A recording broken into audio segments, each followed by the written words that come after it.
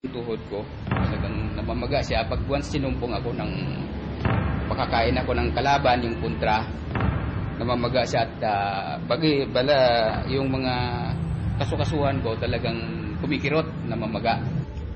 Bali, nag-umpisa ito nung ako'y bata pa dahil sa bukid ba ako nakatrabaho Bilang magsasaka po kami, lahat ng yung trabaho mo sa bukid at lapit ng ilog, pagkatapos ng trabaho, maliligo. Ito po nag-umpisa yung aking arthritis.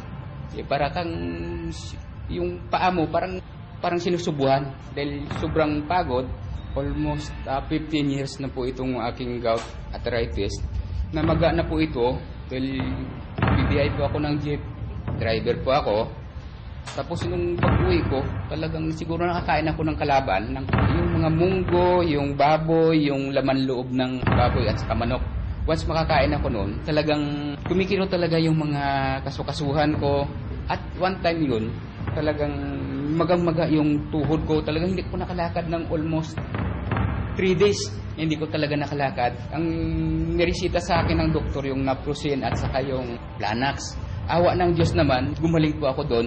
Pero pabalik-balik na lang yung aking sakit. Dahil wala na po akong trabaho. Nakatutok na po ako sa bitag.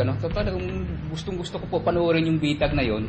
One time nga nagkahamunan po yung si Karen. Nag-usap pa kami ni Mrs. Sabi ko, iinom tayo ng herbal. Pupunta tayo doon. Tingnan natin. Tinawagan ko po 2 beses dito sa opisina. Yun, one time, pumunta kami ni Mrs. dito. Tapos, nagbili po kami ng herbal. Pero akala ko, yun na po yun. Sabi ko, tuloy-tuloy na po yun. Yun pala, after 2 weeks po ang reaksyon ng herbal sa akin dahil medyo mahina po ang immune system ko po daw. Nung nag-react na siya, namaga na. Oo, namaga na itong tuhod ko. Grabe. Sabi ko, paano to? Pala ko gagaling ako dito. Yun pala, lalong lumala pa. Hindi na po talaga ako nakalakad. Maga to. Tapos, pinayuhan po ako. Sabi niya, ituloy mo lang yung pag-take ng herbal.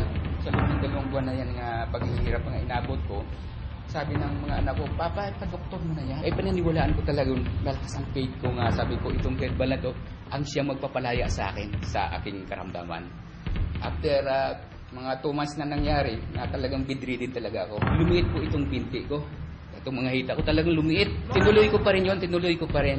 Pagkatuloy ko ng herbal na yon, after 2 weeks, lumakas ulit ako. Sabi ko, bumalik na. Hanggang ngayon po, simula po nung nag-herbal ako, dahil sabi ni Ka-Ray, lahat ng kalaban pwede ko nang kainin.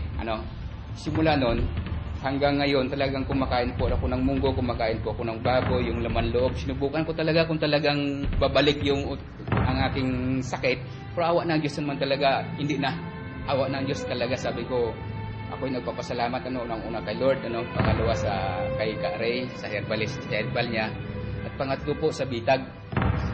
Talagang diyan ko po nakikita yung herbal sa bitag nung naghamunan po yung si Ka-Ray at saka yung si Bintol ko po sa bitag.